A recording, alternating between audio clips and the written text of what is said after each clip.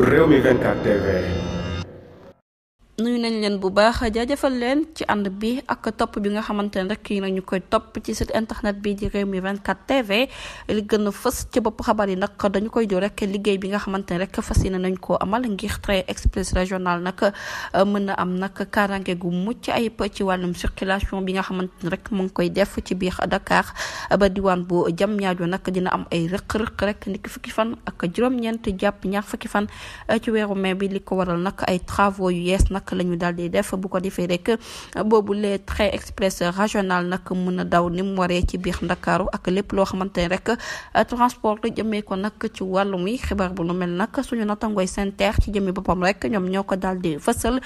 que ne nag askanu Sénégal ak li ko wax yëpp nag nañu daal di rek jël seeni matukaay ci rëq-rëq yi nga xamante ne rek train express régional bi dina ko daal di am niki fukki fan ak juróom-ñeent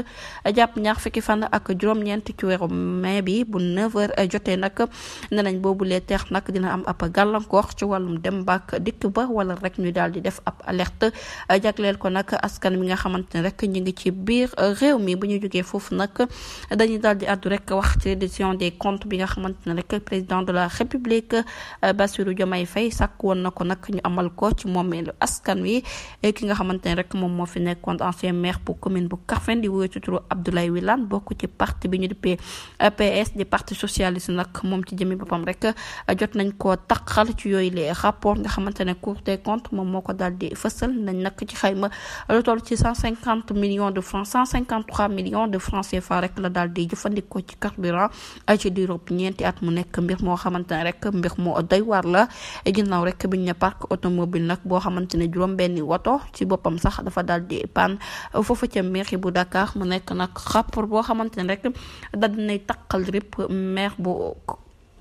daal dinay taqal rip ki nga xamante rek moom moo fi nekkoon maire bu commune bu Kaffrine di woo ci turu Abdoulaye Wilane jërë ngeen jëf ci teewlu bi bu leen fàttee abonné bés cloche de notification yi ngeen mën a am yeneen i xibaar